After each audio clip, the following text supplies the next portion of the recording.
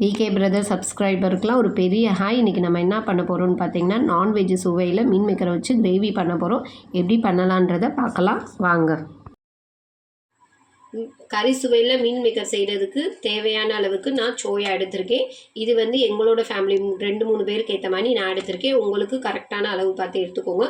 இப்போ கறி டேஸ்ட்டில் இருக்குன்றனால நம்ம அதுக்கு சில மசாலாலாம் ஆட் பண்ணி தான் நம்ம பேஸ்ட் அரைக்கணும். அப்போனா தான் டேஸ்ட்டு அமோகமாக இருக்கும். அதுக்கு நான் என்னென்ன மசாலா எடுக்க போகிறேன்றதை இப்போ நான் காமிக்கிறேன்.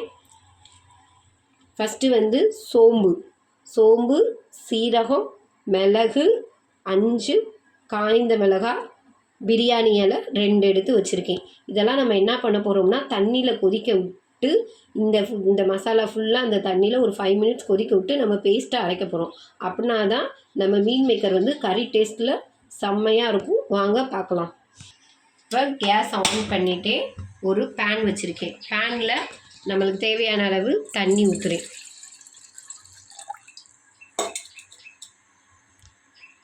தண்ணி என்ன ஆகணும், கொஞ்சம் லைட்டாக ஹீட் ஆனோடனே நம்ம எடுத்து வச்சுருக்க அந்த மசாலா பொருட்களை ஆட் பண்ணி ஒரு 5 மினிட்ஸ் கொதிக்க விட போகிறோம். இப்போ வந்துட்டு தண்ணி வந்து ஹீட் ஆக ஆரம்பிச்சிருச்சு. பார்த்தீங்கன்னா குட்டி குட்டி பபுள்ஸ் தான் தெரியுது.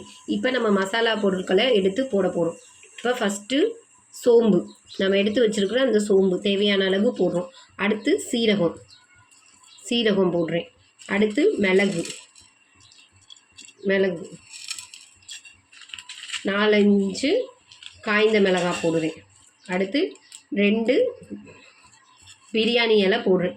இப்போ இது ஒரு 5 மினிட்ஸ் நல்லா கொதிச்சதுக்கப்புறம் ஆற விட்டு அதை தனியாக எடுத்து தண்ணியை இருத்து ஃபைன் பேஸ்ட்டாக அரைச்சோம்னா மசாலா ரெடி.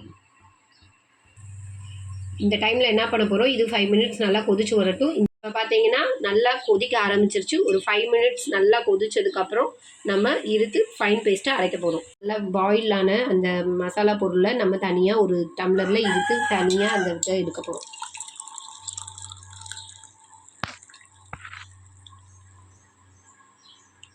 இதை பார்த்தீங்கன்னா தெரியும், அடியில் எல்லாமே தங்கிருச்சு. இதை வந்து ஃபைன் பேஸ்ட்டாக நம்ம அரைக்க போகிறோம். மசாலா இருத்து வச்ச தண்ணி இப்போ நம்ம என்ன பண்ண போகிறோம்னா, இப்போ நம்ம செமி கிரேவியாக பண்ணனாலும் பண்ணலாம். இதிலே நம்ம வந்து நம்மளுக்கு கிரேவி நிறையா வேணும்னா நம்ம வந்து தேங்காய் வச்சு பண்ண போகிறோம். ஸோ இந்த தண்ணியை நம்ம கீழே ஊற்றாமல் இந்த தண்ணி நல்லா ஆறுனதுக்கப்புறம் நம்ம தேங்காய் அரைக்கும் போது நம்ம யூஸ் பண்ணிக்கலாம். ஏன்னா இதோட அந்த பிரியாணி இலை இந்த மிளகு சீரக வாடம்லாம் நல்லாயிருக்கும். அப்போ கூட கொஞ்சம் நம்மளுக்கு கறி சுவையில் நம்ம கிரேவி கிடைக்கும். அதனால இந்த தண்ணியை கீழே ஊற்றாமல் இந்த கிரேவிக்காக நான் யூஸ் பண்ண போகிறேன். மசாலா பொருளை மிக்ஸி ஜாரில் போட்டு ஃபைன் பேஸ்ட்.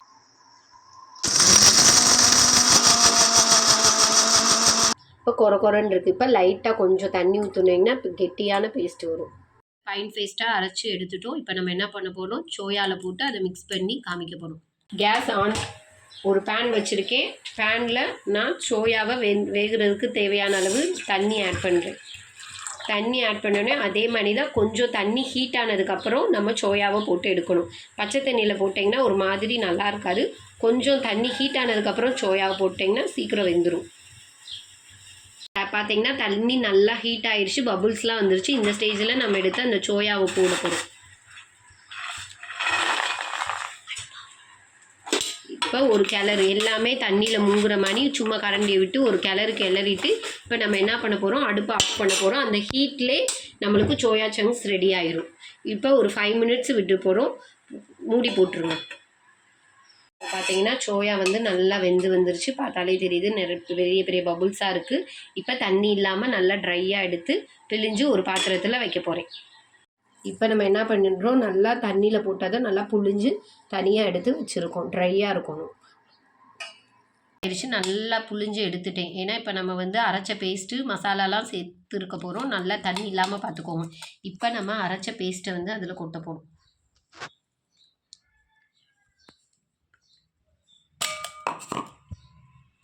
இந்த டிஷ்ஷுக்கு தேவையான அளவு கொஞ்சம் உப்பு போட போகிறோம்.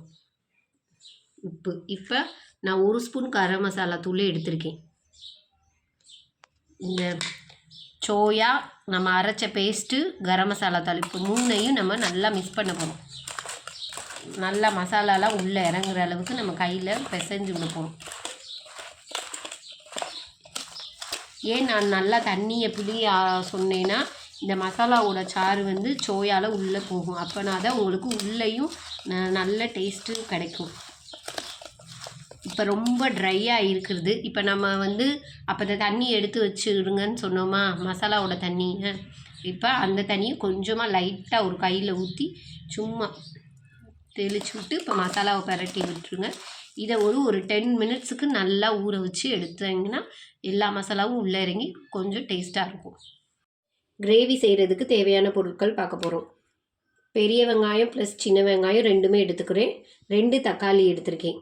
நான் என்ன பண்ணியிருக்கேன்னா 2 பெரிய வெங்காயம் 2 தக்காளி எடுத்துறதுல 1 வெங்காயம் 1 தக்காளியும் நான் வந்து ஃபைன் பேஸ்ட்டாக அரைச்சி வச்சுருக்கேன். ஏன்னா கிரேவி செய்யும் போது உங்களுக்கு நிறையா அந்த கிரேவி வேணுன்றனால நான் இந்த பேஸ்ட்டை அரைச்சி வச்சுக்கோங்க. அடுத்து கருவேப்பில்லை, கொத்தமல்லி, புதினா. அந்த கறி டேஸ்ட்டு நம்மளுக்கு நான்வெஜ் டேஸ்ட்டு வரணுன்றதுக்காக நான் புதினா எடுத்திருக்கேன். இது ஆப்ஷனல் தான். அடுத்து இஞ்சி பூண்டு பேஸ்ட்டு. அடுத்து நான் கிரேவி நம்மளுக்கு இன்னும் நிறையா திக்காக வேணுன்றதுக்காக நான் தேங்காய் அரைச்சி ஊற்ற போகிறேன். இது உங்களுக்கு கிரேவி வேணுன்றவங்க மட்டும் தேங்காய் அரைச்சி ஊற்றுங்க, இல்லைன்னா உங்களுக்கு தேவையில்லை. இப்போ கேஸ் ஆன் பண்ணி ஒரு பேன் வச்சுட்டு அது நல்லா ஹீட் ஆகணும். பேன் நல்லா ஹீட் ஆனோடனே ஆயில் ஊற்றுரும் தேவையான அளவு. உடனே பட்டை, கிராம்பு, சோம்பு இதெல்லாம் போட்டு தாளிக்கணும்.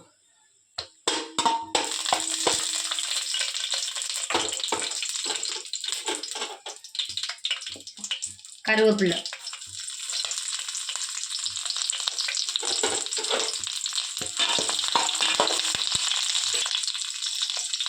போட்டதுக்கப்புறம் பொடியாக நறுக்கிற வெங்காயம்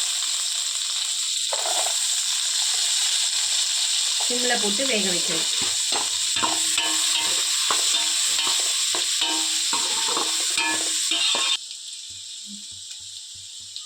வெங்காயம் நல்லா கோல்டன் ப்ரௌனாக ஆயிடுச்சு. இப்போ பொடியாக நறுக்கி வச்ச தக்காளியை சேர்த்து நல்லா வதக்க போகிறோம். சிம்மிலே போட்டு நல்லா வதக்கணும்.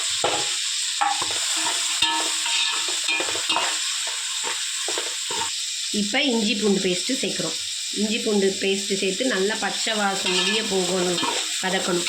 நீங்கள் ஹை ஃப்ளேமில் வச்சிங்கன்னா தக்காளி வந்து சீக்கிரம் மசிச்சிடும், அப்புறம் இஞ்சி பூண்டு வாடடிக்கும்.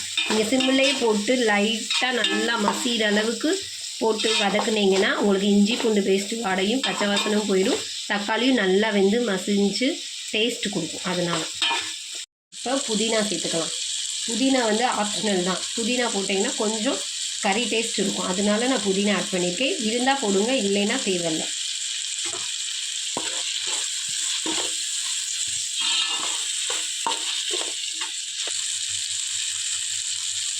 இப்போ இஞ்சி பூண்டு பேஸ்ட்டு வாசனை போயிடுச்சு. பச்சை வாசனை போனதுக்கப்புறம் நம்ம வெங்காயம் தக்காளி அரைச்சி வச்ச பேஸ்ட்டை நல்லா போட்டு அதையும் நல்லா ஆயில் பிரிகிற வரை வதக்கணும்.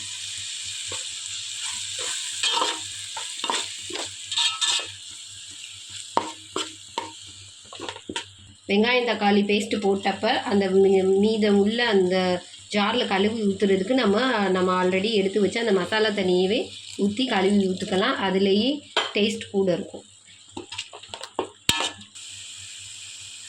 இப்போ நான் என்ன பண்ணுறேன், கொஞ்சமாக கரம் மசாலா தூளும் கொஞ்சம் மஞ்சள் தூள் போட்டு வேக வைக்கிறேன். நல்லா பச்சை வாசனை போகணுன்றதுக்காக நான் இடையிலேயே சேர்த்துருக்கேன். அப்படின்னா தான் நம்மளுக்கு எண்ணெய் பிரிஞ்சு வரும்போது இந்த மசாலா வாடையும் அடிக்காமல் நல்லா ஒரு கன்சிஸ்டன்சி வரும்.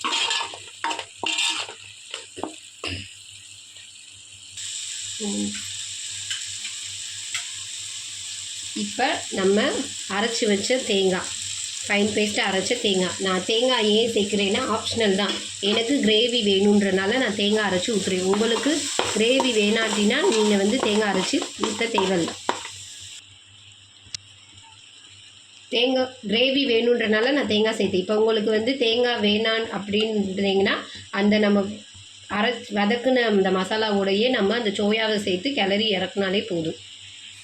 தேங்காய் பேஸ்ட்டு போட்டு ஒரு கொதி வந்தோடனே இப்போ நம்ம மேரினேட் பண்ண அந்த சோயாவை என்ன பண்ண போகிறோம், இதில் ஆட் பண்ண போகிறோம்.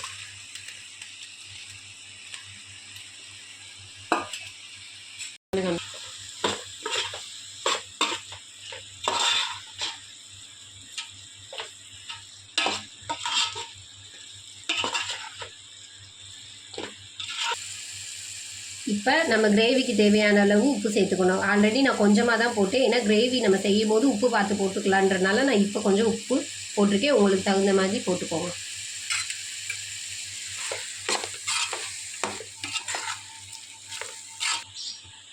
ஃபைவ் மினிட்ஸ் கழித்து பார்க்குறேன், எண்ணெய் பிரிஞ்சு வந்திருக்கு. கரெக்டான கன்சிஸ்டன்சி. இப்போ ஒரு கிளறிட்டு நம்ம அமர்த்தி வச்சுக்கலாம். மல்லித்தலை தூவி இறக்கணும்னா கிரேவி முடிஞ்சிருச்சு. அடுப்பை ஆஃப் பண்ணிடலாம். இதை நீங்கள் சப்பாத்திக்கு வச்சு சாப்பிடலாம், ரசம் ரைஸு, சாம்பார் ரைஸ் கூட வச்சு சாப்பிடலாம். அப்படியே நான்வெஜ் டேஸ்ட்டில் இருக்கும். ட்ரை பண்ணுங்கள், செம்ம டேஸ்ட்டாக வந்திருக்கு. விகே பிரதர்ஸ் ஸ்டுடியோ சேனலை சப்ஸ்கிரைப் பண்ணுங்கள், லைக் பண்ணுங்கள், ஷேர் பண்ணுங்கள், கமெண்ட் பண்ணுங்கள். கிரேவி எப்படி இருந்துச்சுன்னு எங்களுக்கு சொல்லுங்கள். அடுத்தடுத்து அப்போ டிஷ் போடுறதுக்கு எங்களுக்கு ஒரு மோட்டிவாக இருக்கும். பாய்.